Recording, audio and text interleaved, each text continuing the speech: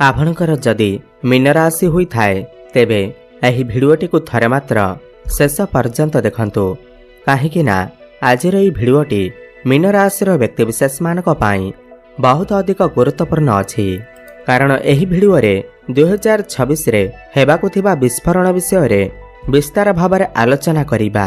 देखंतु बहुत शीघ्र 2026 रो आरंभ हेबाकु जाउअछि एवं एही 2026 रो हार्दिक अभिनंदन एवं शुभेच्छा जणाई आजिर एही भिडियोटी को आरंभ करिबा। देखंतु एही 2026 किछि मीन राशि व्यक्तिविशेष मानकर जीवन रे शुभ फल भरी देवा सहित आउ किछि मीन राशि व्यक्तिविशेष मानकर जीवन रे दुखर लहरी खेलीदेव। किंतु एही भिडियो रे आपण माने जानिबा को पाइबे कि 2026 रो प्रारंभ रे हेबाकु थिबा बड़ विस्फोरण विषय रे जहा आपणकर आशा ठारो अधिक तांडव रचिबा आरंभ करिदेव एवं जहा भी समस्या 2025 सहित जहा भी पूर्वर किछि समस्या चली अछि ताकू ध्वंस विध्वंस करिबा आरंभ करिबा एवं पुनर्बार खेलिबा आपणकर जीवन रे खुशीर लहरी फुटिबा सुखर फूल। तेबे विलंब न करी आसंतु जानि नेबा 2026 रो प्रारंभ समय किभଳି रहिबा आपणक पाई एवं किए करिवे आपणकर जीवन रे एही शुभ परिवर्तन एवं केबे ठारू एही शुभ परिवर्तन प्रभाव आपणकर जीवन रे पड़िबा आरंभ हेबा। विशेष भाव रे केते तारीख गुड़िक मध्यरे आपण एही परिवर्तन गुड़िक देखि पारिबे।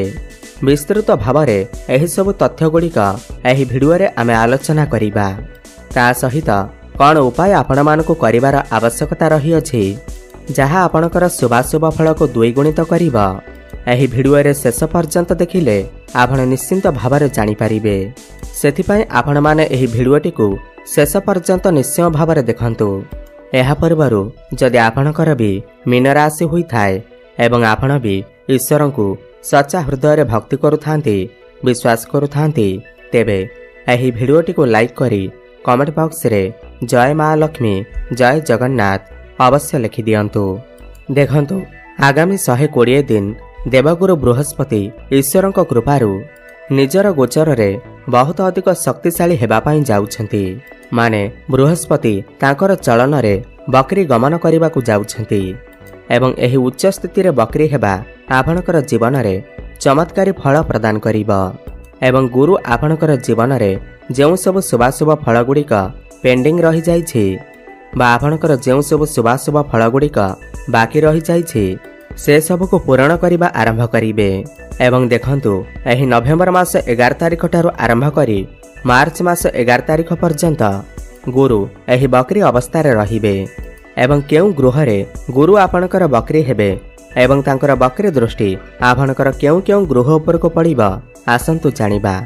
देखंतु आपणकर पंचम भाव रे देवगुरु बृहस्पति हेबाकु जाउछंती बकरी एवं पंचम भाव हेउछि आपणकर बुद्धिमतार भाव आपणकर प्रेम संपर्कर भाव आपणकर संतानर भाव आपणकर शिक्षार भाव एवं जेतेबेले भी शुभ ग्रह आपणकर त्रिकोण रे उच्च अवस्था रे विराजमान करंती ताहा पुणी बकरी अवस्था रे एही गृहर शुभाशुभ फल को 2 गुणित 3 गुणित करी आपण को प्रदान करिथांती।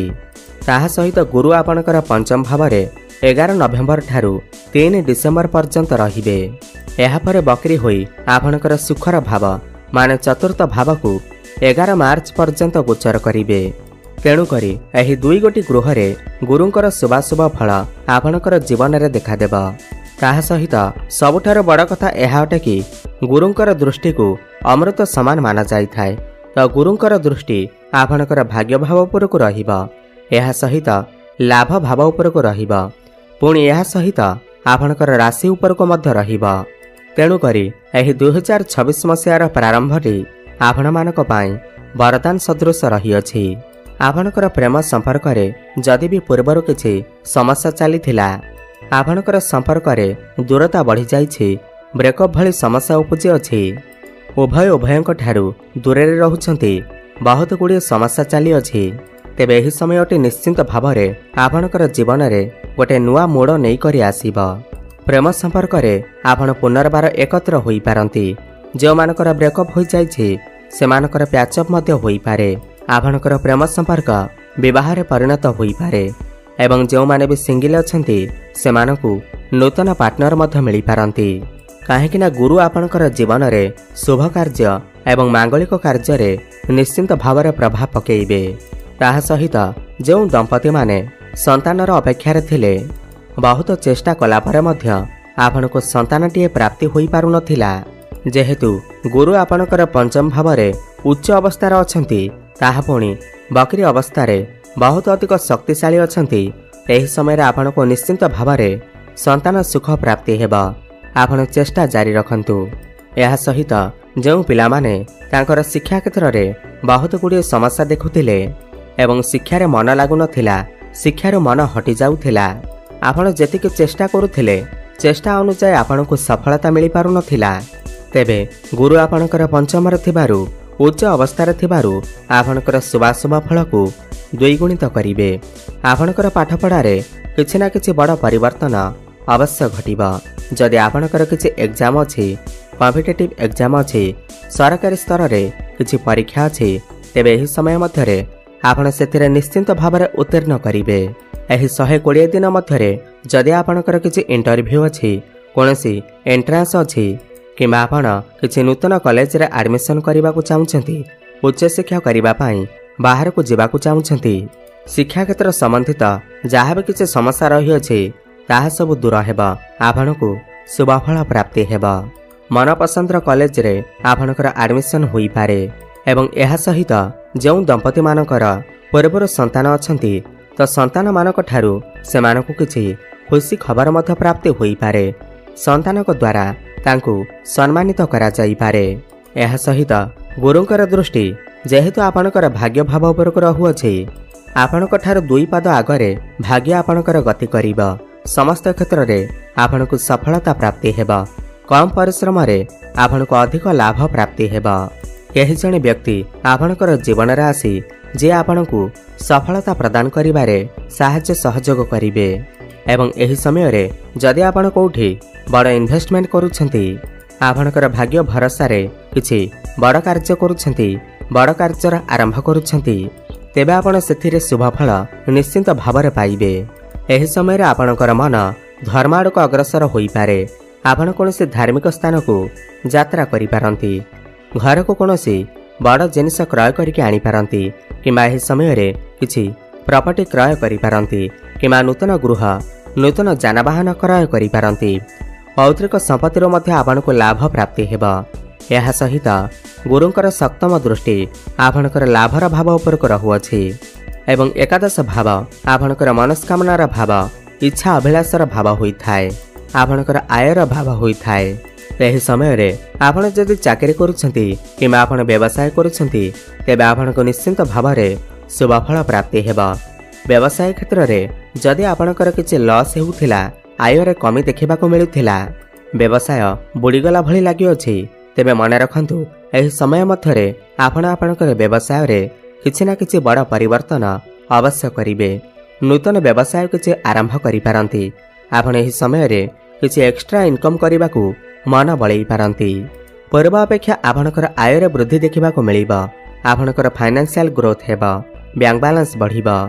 समय समय रे आकस्मिक धन मध्य प्राप्ति होई पारे एवं यह सहित सबुठारे बड़ कथा यह अटे कि जो माने भी दीर्घ दिन धरी चाकरीर अपेक्षारे थिले तांको तांकर मनपसंदर चाकरीटीए मिलु नथिला तो सेमानकर एही इच्छा एही समय मध्यरे निश्चिंत भावरे पूर्ण हेबा।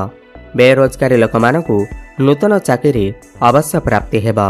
यह सहित जो माने भी प्रमोशन अपेक्षारे थिले सेमानकर प्रमोशन मध्य होई जिबा। यह सहित गुरु आपणकर निजर सो राशि को देखुछंती आपणकर लग्न को देखुछंती आपणकर स्वास्थ्य रे बहुत बड़ परिवर्तन आसीबा। दीर्घ दिन धरी लागि रहितबा स्वास्थ्यगत समस्या रु आपणको मुक्ति मिलिबा। विशेष करी आपणकर राशि रे शनिकर 7.5 चालू अछि। आपण बहुत अधिक मानसिक चिंतार रहुछंती आपण बहुत अधिक मानसिक स्तर रे दुर्बल होई पड़िलेनी। स्वास्थ्य को नहीं हेउ आपणकर कैरियर को नहीं हेउ घर परिवार को नहीं हेउ किमा कोनोसी संपर्क को नहीं हेउ सही सब समस्या गुड़िक आपणकर किछि मात्रा रे कमी जिबा। काहेकि ना गुरुंकर शुभ दृष्टि आपणकर राशि उपरे रहुअछि। एहा सहित 3 डिसेंबर ठारू नै 11 मार्च पर्यंत गुरु आपणकर केंद्र रे माने चतुर्थ भाव सुखर भाव विराजमान रहिबे। एही समय आपणकर सुख सुविधारे वृद्धि देखा मिल। माँ सहित आपणकर संपर्क भल रहिबा। माँकर स्वास्थ्य जदि किसी समस्या थिला ताहा सब दूर होइजिब। जदि प्रॉपर्टी को नहीं किसी समस्या चली जमीबाड़ी को नहीं किसी समस्या चली ताहा मध्य सब दूर होइजिब। एही समय आपणकर पुराना गृह को छाड़ी नूतन गृह को स्थानांतर होई पारंती। नूतन प्रॉपर्टी किसी किणी पारंती, गाड़ी मोटर आदि किणी पारंती। तेबे सबु परे भी गुरुंकर शुभाशुभ फल को द्विगुणित करबा पई आपण प्रत्येक दिन गुरुंकर बीज मंत्रर जप अवश्य करंतु। ओम ग्राम ग्रीम ग्रम सह गुरवे नमः 108 थर प्रत्येक दिन जप करंतु। आपण आपणक पाखरे हलदिया रुमालटीए रखंतु। प्रत्येक गुरुवार दिन कदली गछ मूलरे हलदी पानी अर्पण करंतु एवं प्रातः समय रे सूर्य को जलार्घ्य अर्पण करंतु। शुभफल प्राप्ति हेबा सहित आपणकर भाग्य रे उन्नति आसीबा। धन्यवाद।